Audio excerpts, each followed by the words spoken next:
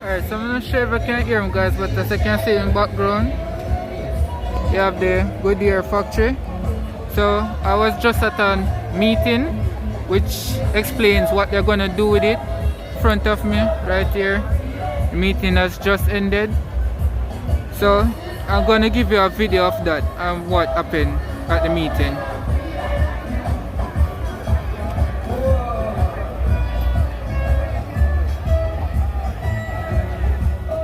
So those are the ambitions of our friends at FCJ, and believe me when I say FCJ bats for the people of St. Thomas. They ensure that they get the best financing terms, right, to ensure that this project is a success. So though their ambitions were great, the scale and the financing required seemed gigantic. We were able to demonstrate the greatness that can be achieved, the problems that can be solved, and the gaps that can be filled when Jamaicans come together to work for a common goal. It is no wonder we have the best relay teams in the world, right? For us, public-private partnership is a little bit more than a nice boardroom conversation. And our involvement in this transaction shows that we are willing to put our money where our mouth is. And ladies and gentlemen, it is a little bit more than just coming up with funding for a construction project, because the financing required was extensive, it had to be flexible, it had to be adaptive and suitable for the structure that was proposed. As such, we were able to secure our approval to participate along the entire capital structure using different types of financing. So we talk about the construction loan that was provided by our corporate and commercial banking unit.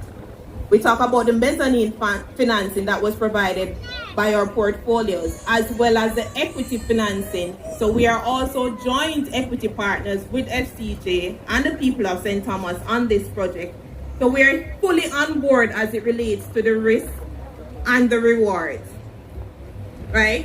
And Stratos, of course, would have participated in the private equity of this transaction. So in essence, we provided a one-stop shop for all the different types of financing that the project required. For our alternative investment vehicle, Stratos, which holds a very special place in my heart, the Morant Bay Urban Center project aligns well with our investment mandate. To us at Stratos, the investment represents three main things. One, our commitment to bridging the infrastructure gap that exists in Jamaica and the Caribbean region. And I would have spoken in different forums about the infrastructure gap that exists, the cost that is required to fill that gap, but the cost that a nation would bear in terms of economic growth and development if that gap is not filled. And that is why we actually have an infrastructure fund, which is a fund that is dedicating to plug in the financing gap as it relates to infrastructure development in Jamaica and throughout the region. Secondly, it dovetails nicely with our thesis that infrastructure is a viable and attractive asset class for investors. So people often think that we have to sacrifice return objectives or investment return objectives to meet nation building objectives. And we think that is false, right? Because we believe that quality infrastructure assets managed well over time provide one of the most consistent paths to economic growth and attractive returns on investment. Thirdly, it demonstrates our commitment to our biggest stakeholders, our people. For our investors, we'll be providing exposure to an attractive asset, and they will benefit from the expected returns over the long term. However, for the people of St. Thomas, who have waited so long for this type of infrastructure development, we know that the pride and joy that you must feel is more than what can be expressed in dollars and cents. I have no doubt that the Morant Bay project will open up new opportunities in surrounding communities. The multiplier effect of this project is incalculable. I'm here thinking about opportunities in residential construction, and the chairman would have spoken about that. Opportunities in transportation services for workers. Opportunities for food services, as workers will need options for their daily meals. The opportunities for childcare, as more people go out to work. Someone will have to take care of the babies. So the truth is that when we assess an investment like this, it's not simply about funding a construction project, but the entire chain or economic ecosystem that will undoubtedly develop around this project. It is for this reason that as a business, when we contemplated embarking on this project, it was really a no-brainer, but rather about sifting through the finer details to arrive at a consensus. This new development now represents the hope and future of St. Thomas, a parish filled with untapped potential, a people filled with so much dreams and aspirations. We have no doubt that the impact of the development will be felt for generations to come. This rebirth of sorts should inspire the enterprising blood of the people of St. Thomas to explore further opportunities for development, especially with the modern infrastructure now being put in place in the parish. I therefore use this opportunity to challenge the children of St. Thomas. Use this occasion to reckon with your potential and the future of your community. Dream big, make no little plans. As my chairman would say, they have no magic to stir man's blood. And when you do, as a leading financial institution, which has the capacity and the flexibility to respond to your every financing need, which has, as a subsidiary, NCB Capital Markets, the leading investment banking house in Jamaica and the Caribbean, which manages the most diversified alternative investment platform, Stratos Alternative Funds, SCC. We will be right here to invest in your future. So in closing, as we gather today to celebrate this partnership between the Factories Cooperation of Jamaica, NCBJ, and Stratos, and NCB Capital Markets, and you, the people of St. Thomas, let us do so in the memory of what our forefathers fought for. Freedom of the people to prosper, access to opportunities, and dreams of an even brighter future for Jamaicans. Thank you.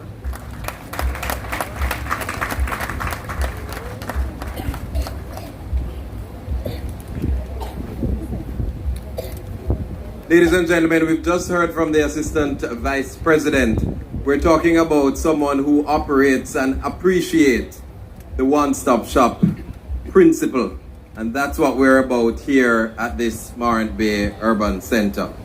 We continue to hear from our partners, and now we here in Jamaica, no doubt, maybe it is true to say that the China Harbour Engineering Company is now somewhat of a household name. So we would have known them for quality work just about everywhere and anywhere. So right here today, they would have seen it fit to partner with us to make this dream that became a plan now coming into reality. So without any further ado, may I invite Damian Anderson, Deputy Engineering Manager, to come forward and to offer remarks from Czech.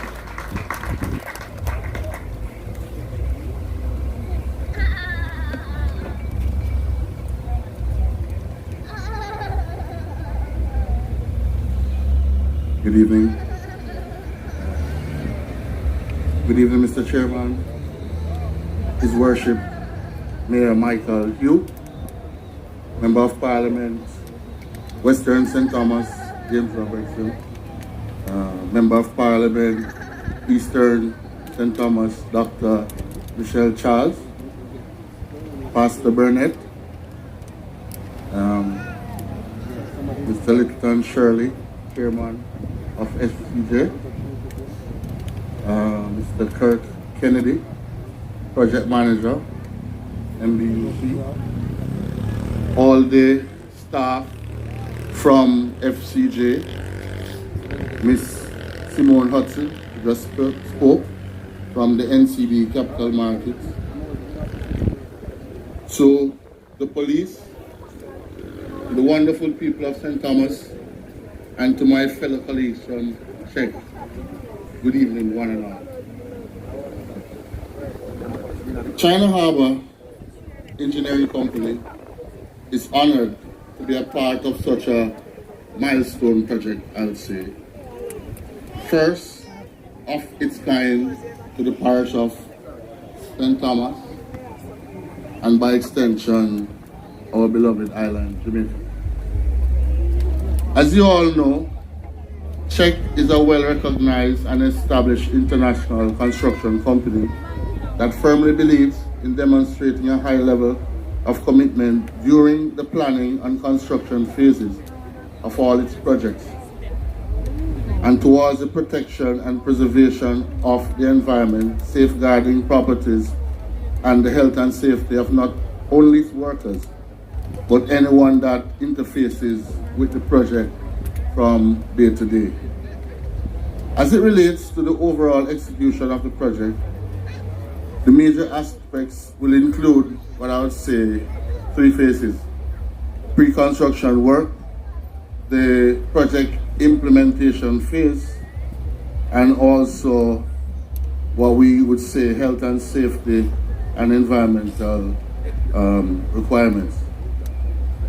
As it relates to the pre-construction phase, as Mr. Chairman would have said, one of the first activities that we would see is the rolling in of trucks carrying marl, mainly to fill the area. That's to prevent any form of flooding. As you'd see, this area here where we're sitting is really much lower than probably the base of the building over there, so it requires extensive fill work.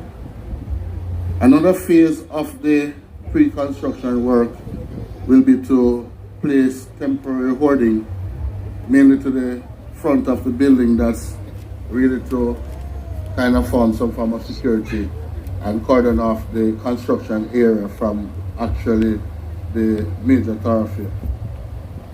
As it relates to the project implementation phase, currently Czech is in the process of receiving its bonds and insurances, and upon receipt of mobilization, Czech will commence construction.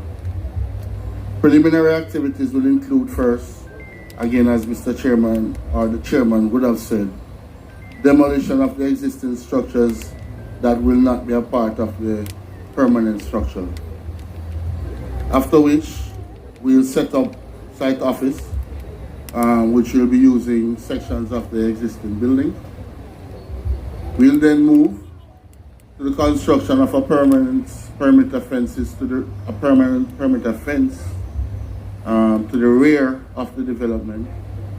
Then we move to infrastructure development to include sewer and drainage features, and then construction of the main building. Some of these activities might also be running simultaneously. At the end of that all, we'll move to the construction of external features and landscaping. So that kind of dovetails the construction implementation phase of the project. Now, as it relates to labor requirements, I know the MP would have spoken about it, and both MPs, I know them very well. They really look out for the people. I just want to re-emphasize that Czech will integrate the local labor force into the construction of all aspects of the work. We will require, however, that personnel be employed would have the requisite identification and employ strict discipline on the work site. Czech will provide training where necessary to improve the workforce and enhance team building.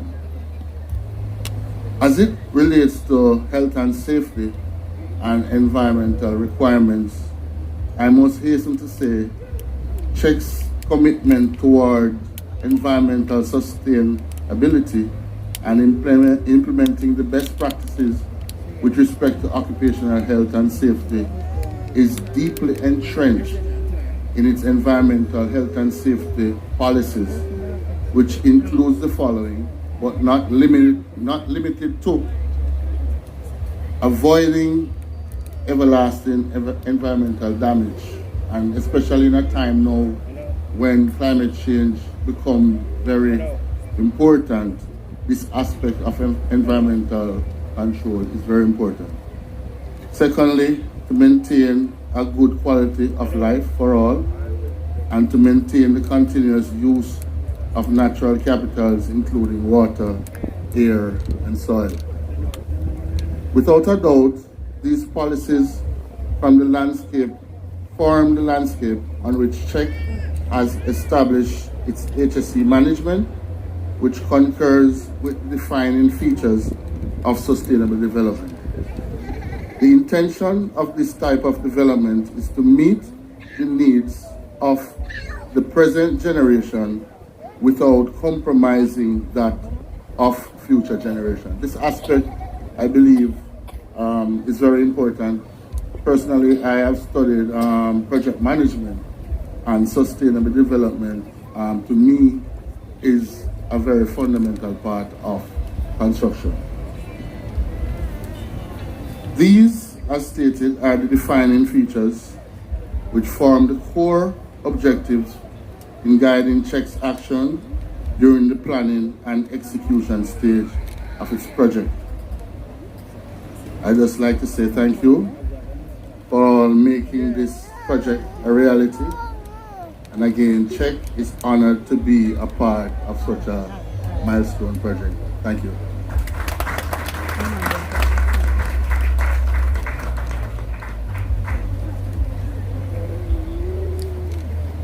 Thank you very much, sir. And continuing the partnership approach, we're going to be hearing from the project manager. Well, I should indicate that though you've been hearing a lot about Factories Cooperation, the management company that is really responsible for the operation and the execution of all of this is called the Morant Bay Urban Center Limited. And they would have contracted a project manager. And that project manager is in the person of Kirk Kennedy. Well, his company is in the person of Kirk Kennedy. And so you will see by his presence that him not have no time to waste, him ready. So Mr. Kennedy, may I invite you to come in your ready, set to go, and tell us exactly how it will go. Yes, it's a time of champs, so you could even go do that. But Mr. Kennedy is very ready to execute. So ladies and gentlemen, please let him feel welcome.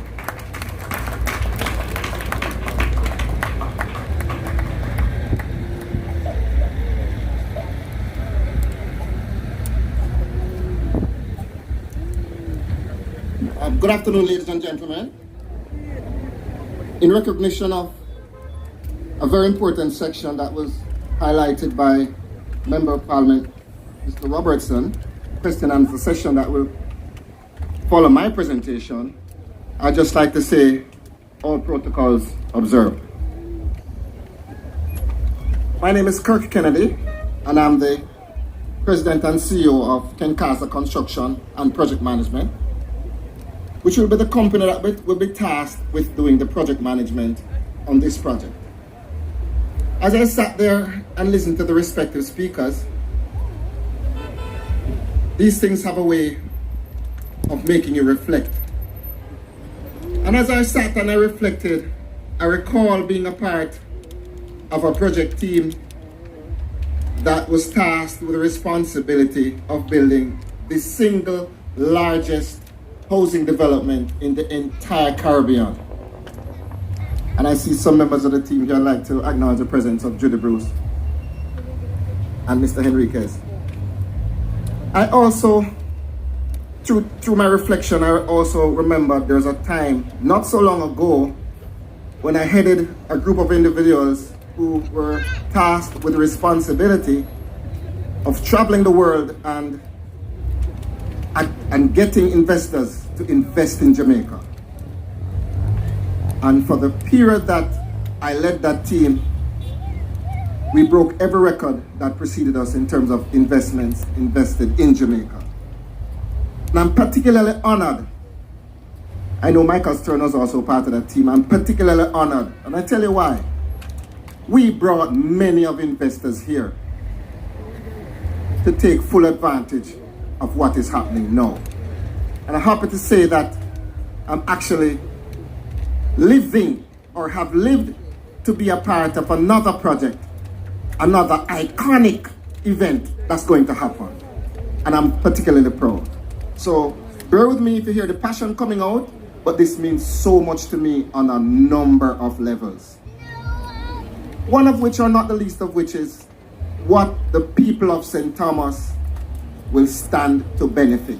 You have no idea yet, but the catalyst that this project and the road project will bring to the people of St. Thomas is humongous. And when you talk about a forgotten parish, in our 60th year of anniversary, why are we talking about anything that's forgotten and it's in our island shores? We are linking through this project every crevice and corner of the country to the business of the country. And I think that is particularly something that this government or any administration or anybody who is tasked with the responsibility of ensuring that happens should be proud. We have taken it on, and our specific responsibility is to manage the time, the quality, and the cost. Those are the three main things that we will be managing. And as a Jamaican, as a proud Jamaican who have traveled the world and talk about Jamaica all the time and big up Jamaica and talk about my fellow Jamaicans, there's nowhere on earth that I've been to that I'm more proud of than this little rock that's called Jamaica. And we are going to put our all in it. We have started already to invest in softwares that will give most of the stakeholders, Chairman, full line of sight in what is happening. It will be a single source of truth for the entire project. So there will be no if, but, or suppose member of parliaments in terms of where we are and what's happening and what's going on. It will be there for all to see. We have also, through my office, set up an email address. It's called Community Relations MBUC. Let me say that again. Community Relations MBUC @gmail.com. Because we believe that whatever we do, we must facilitate the voices of the people of St. Thomas. And that's a medium through which you can inquire about different aspects of the project. While we're not tasked with the responsibility of taking on labor, we certainly will do all we can to ensure that our partners check, wherever possible, utilize the resources that are contained in this very great parish. And so we're asking you, check. Please bear that in mind as you go ahead and execute your project. I'm also very happy to be a part of the team because Czech is one of the formidable construction companies we have here in Jamaica today. And they've done a lot of good work, and they've promised even better work here in St. Thomas. They're also fully on board in terms of what's happening and what this project means to not just the people of St. Thomas, but to the country of Jamaica. Urbanization is something that we absolutely must do. Capital M, capital U, capital S, capital T. The world is going to pass us by if we don't. The non-benefit of it is going to be too hard a burden for all of us to bear. We have an opportunity, we have a responsibility that every block we lay in our lives must be able to house somebody. Somebody must be able to stand on it. And this is our opportunity, your opportunity, to create a block, a space where people can thrive and develop. Ladies and gentlemen, I thank you, and we are committed to the project, and we are committed to the people of St. Thomas. Thank you.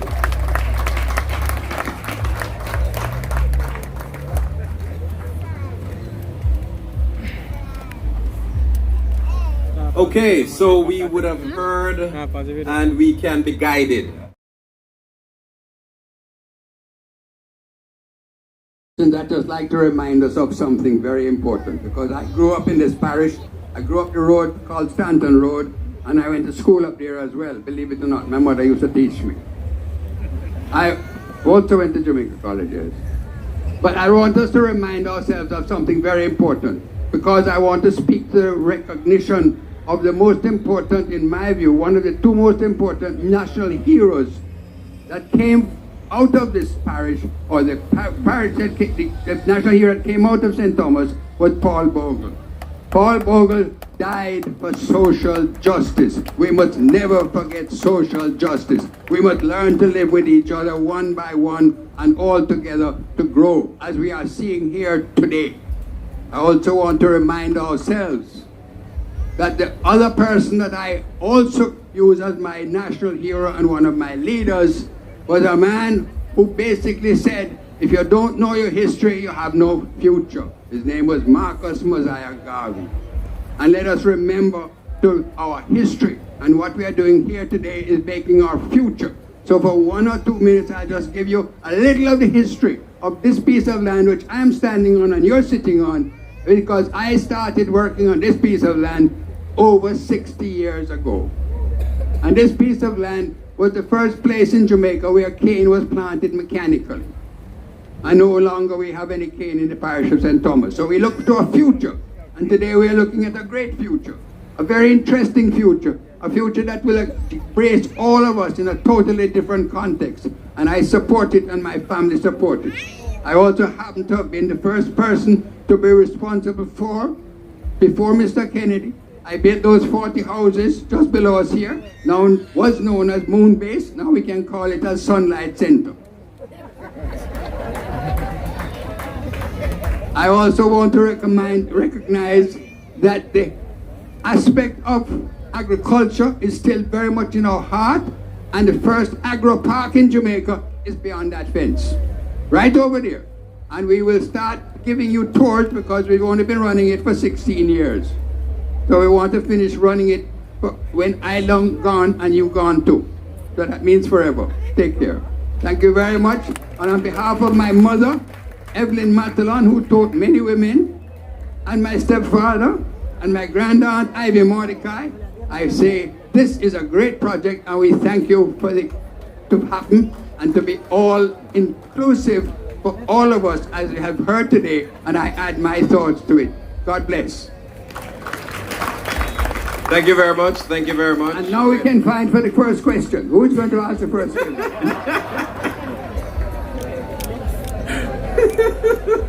Okay, Mr. Moderator, thank you very much.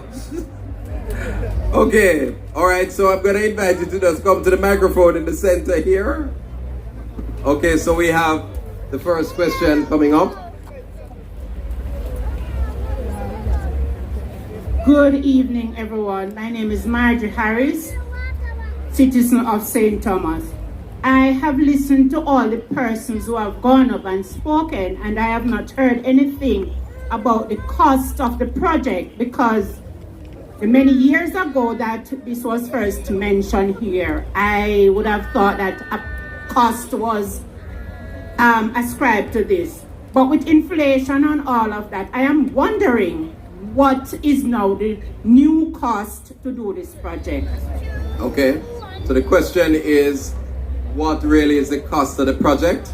And while the project manager come forward to respond to that, I'm going to just remind the IG and Facebook, persons on IG and Facebook, please note that yes, you can send your question in and we will have those aired as well.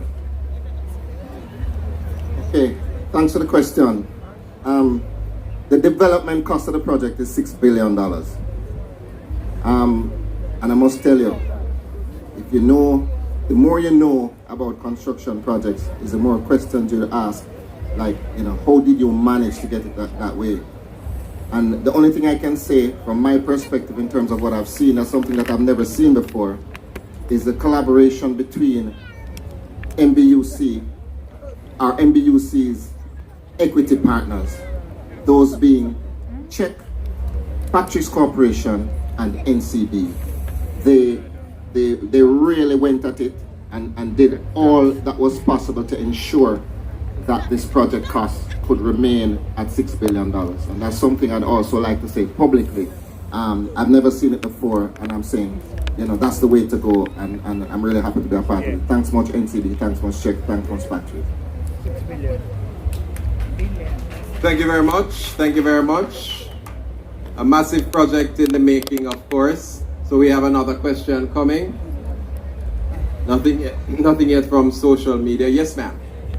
Good afternoon, everyone. Good afternoon. I am Veronica Facey, proud citizen of the parish of St. Thomas. I have listened to everything that was said by everybody involved. I am just wondering if the river, the Johnson River, that is beyond that building there, what will be done to it, if anything, and is it incorporated in all that is? Okay, I wonder if it's the project manager again. It's the architect.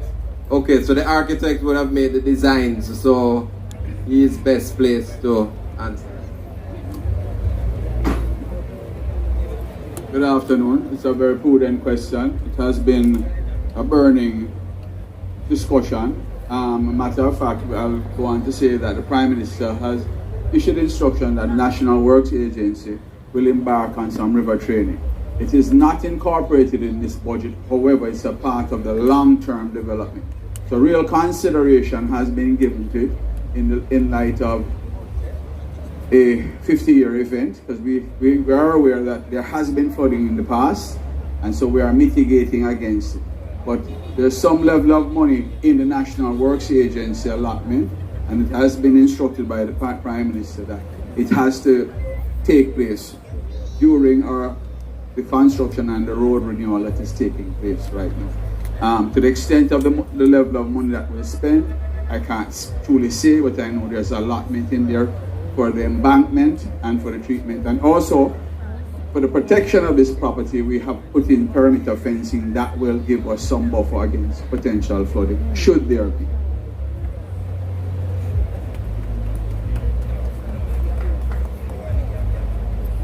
Yes, sir. Yes, good evening, everyone. My name is Mario Sands, also a resident of St. Thomas. My question is a follow-up with a question regarding the water. I am concerned about the water, especially the wells, and also the dump that is on my left here.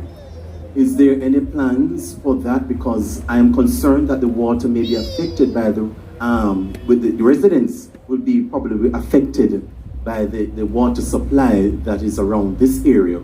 And this area is a flood-prone area. So I am concerned, how is that going to be worked on, if that can be answered. Thank you very much. So the flood-prone nature of this space and the water, okay, so the designer again is going to speak to this.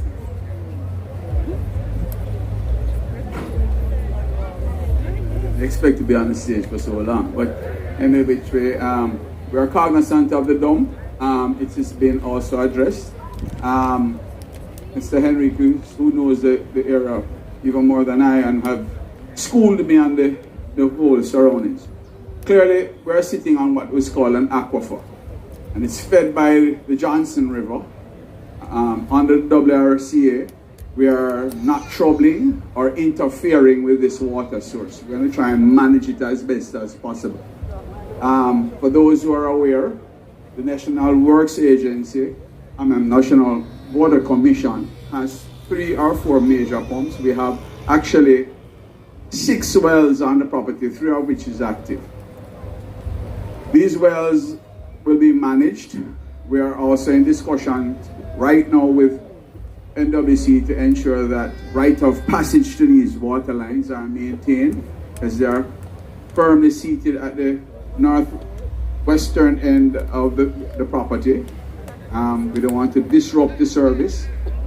This water source, as is alluded to by yourself, is the source of life for St. Thomas currently, correct? and we will not interfere with it. We are going to try and enhance it. We're going to try and manage it even better.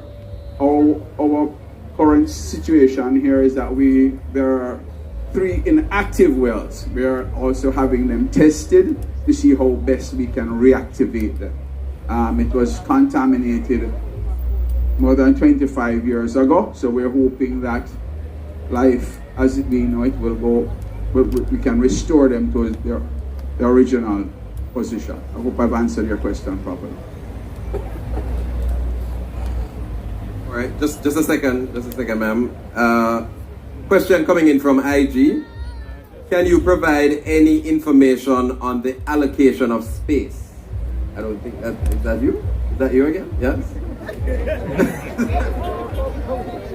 I think I need a sheet up here. Well, in terms of the allocation of, and I'm hoping that they're speaking of rentable space. I can only say as the chairman alluded to it earlier, it's 114% subscribed. I don't think there's any vacant space left. Of the 465,000 square feet that we are putting in place, there's a gross rentable space of about 385,000, which pretty much most of it is taken up. Apart from the government agencies, most of it is committed. There might be, and I suspect we might have to do a raffle for the few remaining shops that are available. I can only say to you, act quickly, head to the FCJ or their client services and find out what is still available. But not a lot left. Okay, I am going to, sir, are you going to allow the lady to go in front of you? Okay, because he was actually at the mic, but he sat down. That's why I asked him, but that's fine. He says ladies before gentlemen. Go ahead. Good evening. My question, first and foremost, let us say I am happy for the progressive project that is happening in St. Thomas, especially in Western St. Thomas. My question and my main concern is there was a gentleman that was going through my property, and he's saying that they're going to build a bypass road through the property from the bottom of Dwayne Pen to the ending of the bridge. And in order for him to make that road, he has to go through my daughter's house. I need someone to give me some highlight on that. Thank you. Okay, I appreciate the question.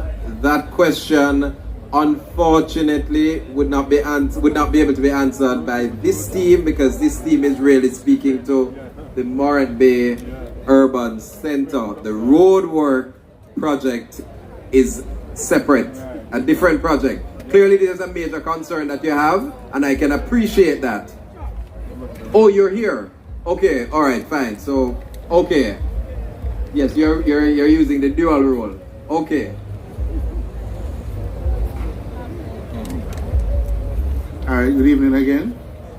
All right, as far as the roadwork project is concerned, there's a proposed overpass to the entrance that actually might affect properties. I know the NWA is in process of issuing notices. The final design is not out, but yes, indeed, your property might be affected and others. So there's a drainage feature that goes to the box culvert up by Package Street, and there's the overpass here that kind of stretches a bit to the north going that direction. So that actually might affect the property. So more dialogue will be held with the residents as soon as the design is finalized, but also, as far as I'm aware, a request from the Prime Minister to have that type of development to the front of this great milestone development. All right, thanks. Hope that clarifies it. Okay, so we're hearing further dialogue with the NWA is going to be required. Sir. Good evening, ladies and gentlemen. All protocols observed. I'm Ora Williams from Seaport in St. Thomas. I'm very pleased and impressed with the representation that Minister Robertson has been giving us over the years. But in some cases I see where sometimes he doesn't have the say as he would normally want. The service of a liaison officer, I'm wondering if that position is available, and to say I am unemployed and would like to take that position. Sir, you deserve.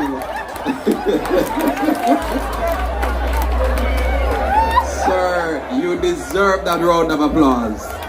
You deserve that round of applause.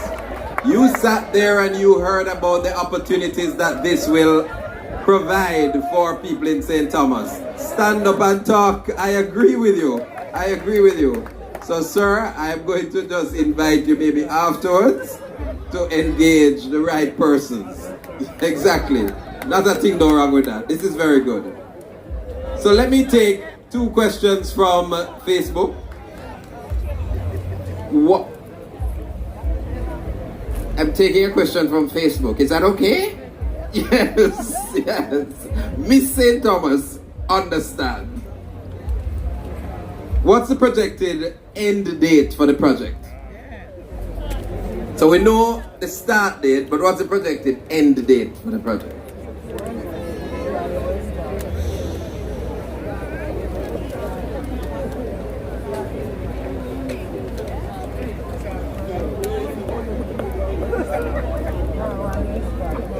Okay, I just had to make sure I do my math right.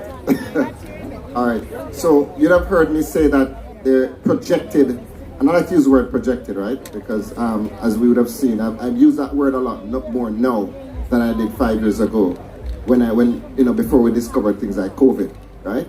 So I use the word projected. As we said before, it's a 24-month project, okay? So we're talking about April of 2023 is when they're looking at the projected end date. However, I must remind you, 2024. We're 2022 now, 2024. Thanks, Fuse, right? 2024. And I'll also say that there's also going to be what we call a defects liability period, right? And that also means that we're going to be here for an extended period after to ensure that all of the buildings and services that are designed and implemented, they actually work to our satisfaction. And so, we're looking at about a 30 to 36 month out and out. Okay? That's what we're looking at. Thank you. Sounds good. So you're not just building and leaving. So you want to just make sure that what is built is really in good standing. So Ms. Mullings wants to say something, yes? Wants to ask a question? Good afternoon, everyone. Good afternoon. As a follow-on to my fellow Seaforth resident over there that's talking about employment, one of the things that I've always been saying, where infrastructure development is happening, human capital development is also very, very important. And my wondering is, in terms of the shop allocation, if there is a certain percentage in terms of the distribution considered for local residents. So I know there is the government agencies, and I know there is certain shops, maybe KFC was a consideration at one point, but in terms of local businesses, was there any consideration for that? Okay, and whomever is going to take that, I'm going to add to that a Facebook question as to whether or not there was any units for sale for local business. So not only just for rental, but the question was whether or not there was any for sale. Good afternoon, everyone. So the decision was that 49% of the development would be allocated to the public entities and 51% to private entities. We have made a recommendation to the FC board and to the Morant Bay Urban Center board that 20% of the overall private sector space should be reserved for indigenous businesses out of St. Thomas. We were here probably about 3 months ago. We did a function where 120,000 square feet of spaces were signed up by St. Thomas business. So, Chairman, I believe the sales team and the marketing team will ensure and A matter of fact, unlike Brian, I would want to encourage any St. Thomas businesses who have not yet written.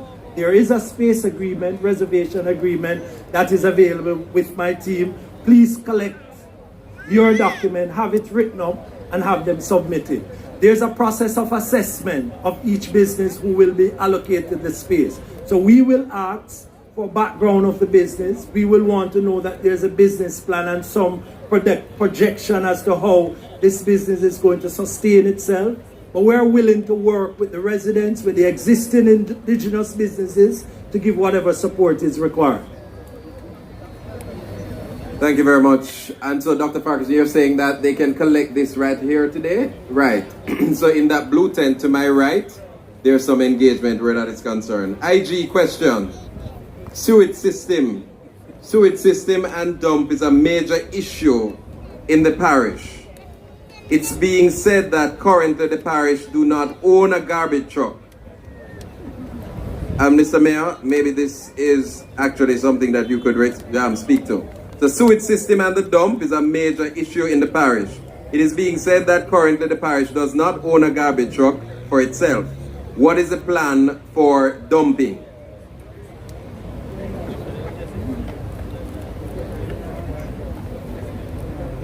Okay, so who will take that one? Yeah.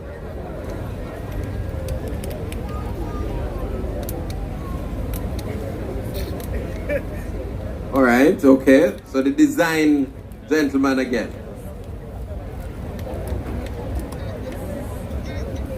Gentleman again. With regards to, I can't speak to the garbage truck, but with regards to the sewage system, there is an arrangement in place with NWC and ourselves in terms of upgrading the sewage collection and a current plant that exists. And that upgrading will be a partnership between ourselves in terms of the upgrading, because part of all of the sewage on this site will be pumped into that system that exists and that we'll be upgrading to facilitate the community at large. As far as the sewage, the waste dump is concerned, there have been long-standing conversations about moving that dump. I am not at a position, I think the mayor might be in a better position to speak whether or not it will happen within the next year or year and a half. It should have happened before, but we are urging it along as quickly as possible. Okay, so I'm going to take the lady at the microphone, and then you can contemplate, the right person can contemplate another IG question. Will the cricket pitch be affected? Okay, good evening everyone. My name is Carrie-Ann Coombs. I'm an educator. I just want to ask a quick question on behalf of, well, maybe directed more to the local government. I want to know what will be done, because sustainability of this urban center is very important. So I want to know what will be done to liaise with the high schools, basically secondary institutions within this parish, to build this awareness amongst the young people about the urban center and to ensure that they understand their responsibility as citizens of this parish to care for this in years and many more years to come, because they seek to benefit most. So from the local government standpoint, I want to know if there's any form of education program to sensitize the young people about the urban center and the sustainability of the urban center from a citizen's perspective. Thank you. Okay, thank you very much. There has been some amount of sensitization as we heard before, but the question is very specific to the secondary level, the students in secondary level educational institution. Is there a plan for that direct sensitization?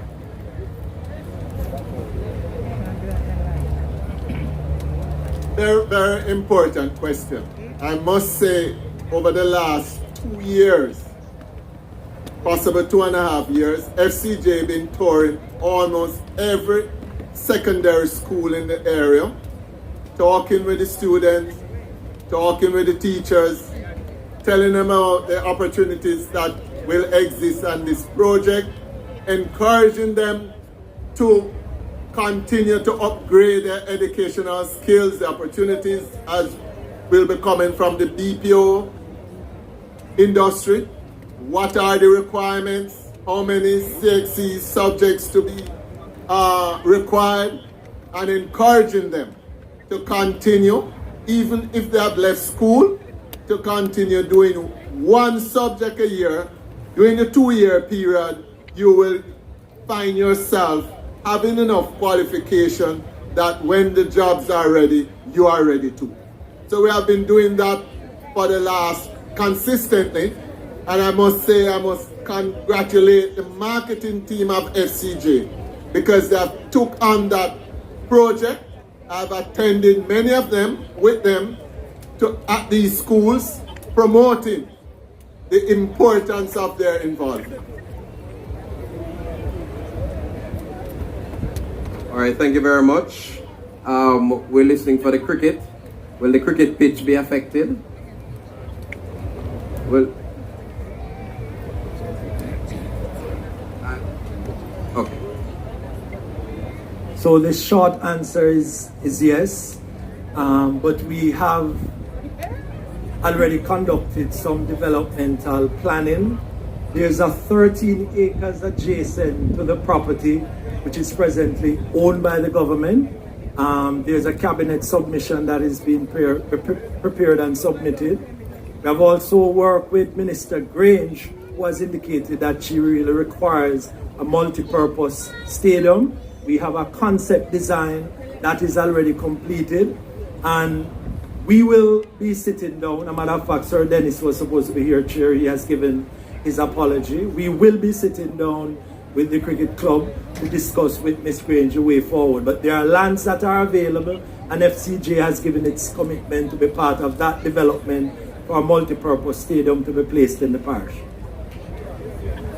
Okay, thank you very much. So you may be losing a cricket pitch, but you're getting more than a cricket pitch. All right. Just before I take yours, I will want to just put out another IG question for contemplation while I take yours. I heard that the municipal building will be the first to be built.